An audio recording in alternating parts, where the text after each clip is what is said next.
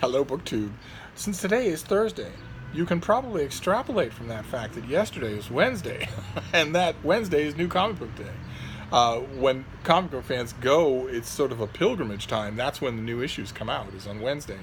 And I went to the comic book store, even though I knew there was nothing new in way of comic book issues that I really wanted. This inventories of what's coming out on any given Wednesday are published ahead of time, so I can check and see what's coming, and nothing appealed to me, which is kind of amazing considering how long I have been buying comic books. There has almost never been a time when there was nothing coming out from either Marvel or DC, the two big superhero publishers, that really enticed me to get. But I went to the comic shop anyway because it was Wednesday, and I like the feel of that.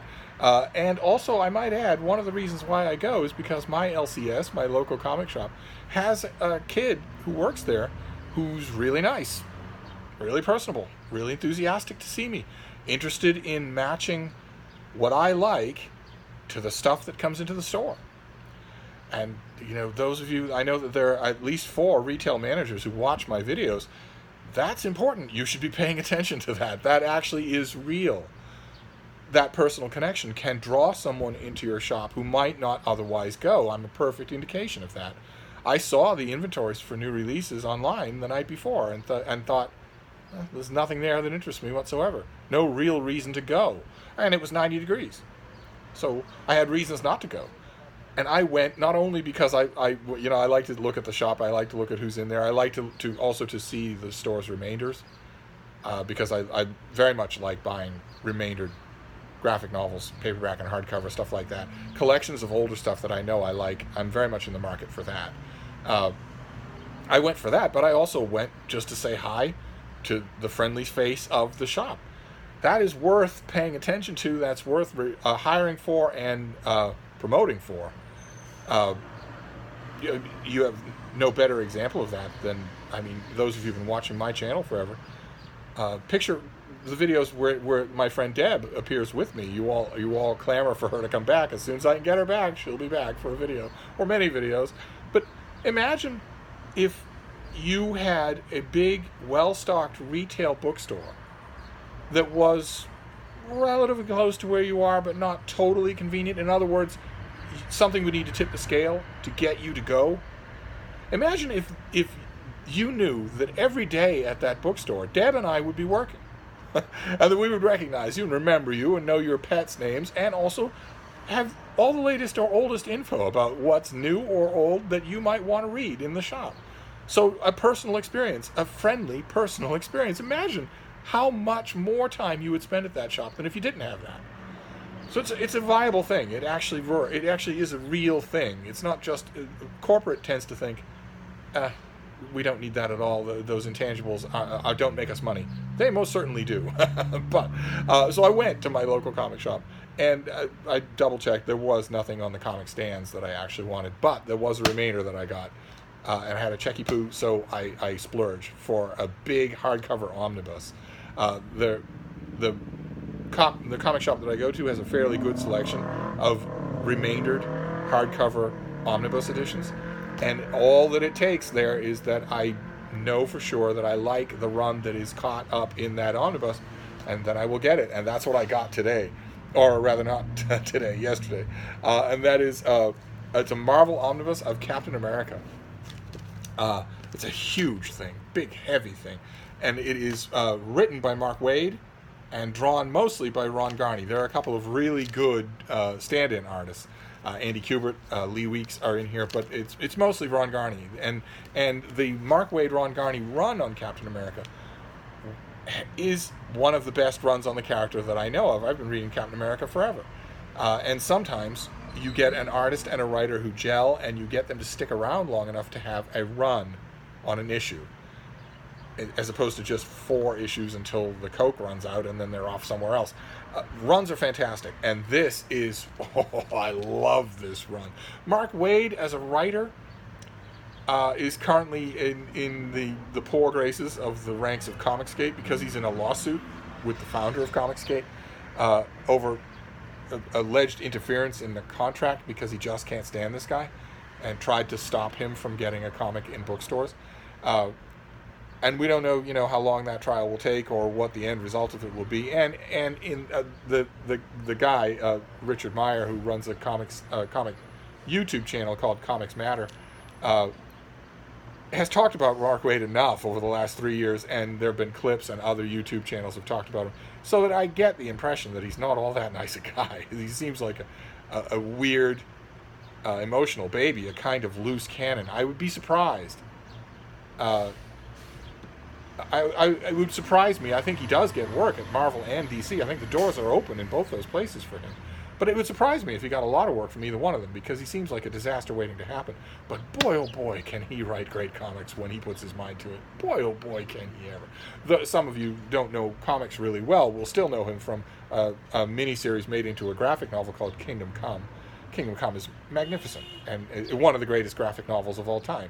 And he's the author. And he's done a bunch of other stuff too. His runs on mainstream 4-color superhero comics are usually memorably good, and sometimes, as in this case, great.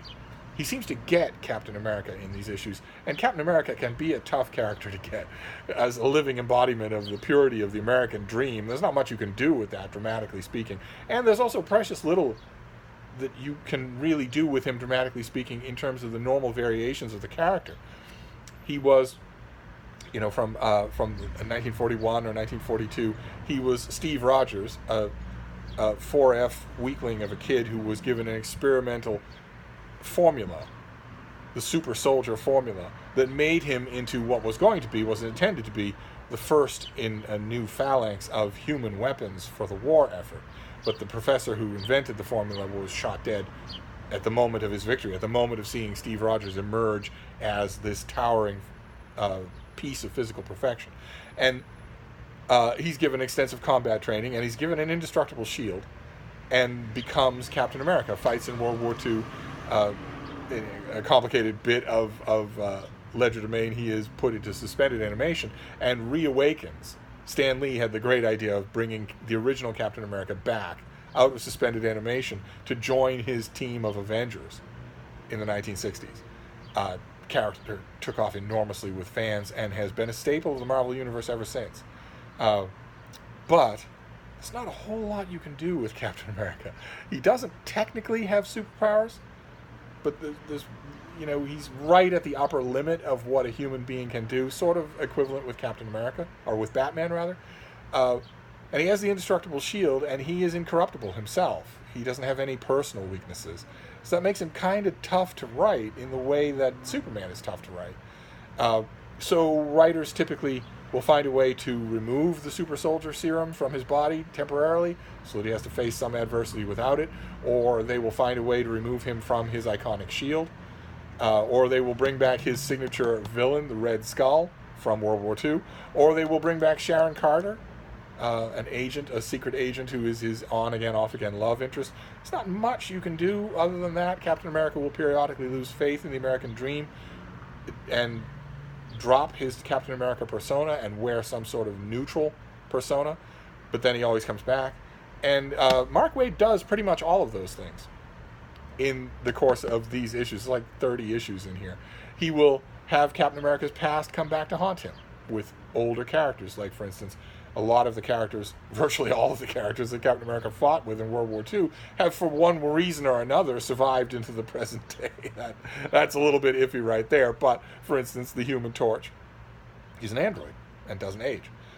Prince Namor the Submariner is a mutant and half Atlantean, and so he has an incredibly long lifespan. It's possible for those are the biggies, to be around naturally in the present day. And there are a bunch of sleight of hand to get lots of other people from that period, so you can have that story. And Mark Waid does a spectacular variation on separating Captain America from his shield in one long plot device here, by having the shield appear to be lost and then appear to be destroyed. That's really good, and it yields a lot of dramatic beats in these stories. And also, there are a couple of periods in these stories where Captain America is depowered, as it were, becomes a normal person. But it's apart from that that do-si-do of regular plot gimmicks in a Captain America storyline, It's Mark Waid's attitude towards the character, who is unapologetically idealistic, unapologetically go-getting, unapologetically a true believer in intangibles. And Mark Waid does not usually lay it on with a trowel. Usually it's done really well in a way that makes this character in this run just fantastic. And there are all sorts of little grace notes, little grace stories of one kind or another. There's a wonderful issue in here that's a psychological portrait of the Red Skull. It's drawn beautifully in an atypical style, and it's written beautifully. Waid never seems to be... The main problem that I have with him sometimes as a writer is sometimes he seems to be phoning it in. And when you get as much work as he does in mainstream comics, I could almost understand that, but he very seldom seems to be phoning it in this anthology, and this anthology has a ton of great stuff. He and Ron Garney teamed up on Captain America for many issues. Fans loved it. They wrote in like crazy. Then Marvel had a huge event that I mentioned when I showed you my Thor omnibus. They had a huge event called Heroes Reborn, where the major staples of the Marvel Universe, most of them, aside from the Hulk and the X-Men, went into a pocket universe, and a core group of new creators got to tell their origin stories all over again and change everything. And Captain America was part of that. And fans were willing to give Heroes Reborn a chance. It's an interesting idea. But a lot of people, myself included, bemoaned the fact that just when you had a great run going on Captain America, you ended it for this big event. And then, miracle of miracles, when the event was over, and we have the Heroes Return storyline where all of the classic heroes return to the normal Marvel Universe, they got Mark Waid and Ron Garney back together again for another run on Captain America and on Captain America Sentinel of Liberty, two comics. And boy, oh boy, is it terrific stuff. And this anthology is lovely. It's as heavy as the day is long, so it's difficult to read it for pleasure, for instance, sitting on your chest in bed. But look at this. This is the cover, front and back. That is the energy shield that Captain America temporarily uses when his own shield is gone. But look at this. Look what they did for the inside. Look at that. That is the naked hardcover. Isn't that lovely? And this has lots and lots of great stories of Captain America returning to the world, the story of him losing his shield. And this also has a story that I just love, a two-parter that I've praised on this channel before, where a recently de-thawed Captain America, he's just come out of suspended animation, and Iron Man is taking him around New York to show him around. Iron Man is very much doubtful that he will ever function in society as a person anymore, much less as a superhero. He seems totally out of his depth. In a classic Mark Waid moment, Iron Man takes him to Ebbets Field and says, "I'm sorry, because Ebbets Field has been demolished. Captain America's old boyhood ballpark is gone." That is just a classic Mark Waid moment. But then, right afterwards, there are these killer robots who strike. And Iron Man tells Captain America, go and protect the civilians. And in his head, we get his narration. He's saying, "God, I hope he heard me. He's brave, but bravery alone won't cut it against giant robots. And that primitive shield of his, how effective is that?" Only right after Iron Man says that, one of the robots crushes one of his boot jets and hurls him away.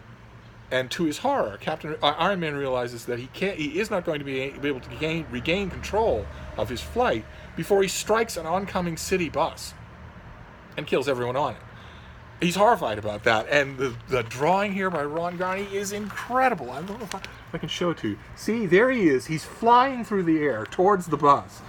The driver is panicked, the people are running, but they're doomed. There's no way. And then the border of the panel is the flying shield of Captain America.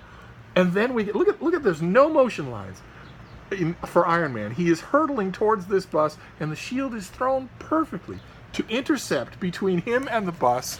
And the shield, of course, repels impacts. And it does. Bang! It bounces Iron Man off the bus with minimal damage. And when Iron Man looks up and sees that all of that was intentional and that Captain America did that from a distance, Captain America says, "The civilians are okay." And Iron Man wonders, was that sarcasm? Just a wonderful moment. And there are wonderful moments like that all throughout here. Oh my. All sorts of Marvel characters make guest appearances. There are all sorts of unpredictable villains. which is always great. It's always great to see Captain America go up against someone other than his usual stable of villains. And so I have had a ball just rereading this. Same thing as with that Thor thing. Just a ball. 2 great purchases. And for half the price of what Marvel was originally asking for them. It was just to wait a while for it to come out in Remainder. But, so that was my comic book day yesterday, and a chunk of last night was just reliving all of these issues. So glad that I did. There were gems in here that I had forgotten. Issues that I didn't have. Wonderful stuff. Wonderful. So that was my comic book Wednesday, was Captain America. So now I have a giant Thor omnibus of Heroes Return and a giant Captain America omnibus of Heroes Return. The other great success story of the Heroes Return era of Marvel was a terrific Kurt Busiek, George Perez run on the Avengers. One of the greatest runs on the Avengers ever. I have it in 3 trade paperbacks, but I would love a great big volume. That would be great. I think it exists. It might come out as a Remainder at my local comic shop. You never know. I don't think I would buy one of these things new. I got this. I got the Thor volume. I got the Conan volume. But I don't think I would buy one of these things for $150, $125. But boy, am I glad I got it for less. And I also got to visit with a friendly staff. So that was my comic book day. Maybe next Wednesday, I will do a comic book video on Comic Book Wednesday, and maybe I will have comic books to show you. You never know. I'll be back then, and we'll see. Thank you, BookTube.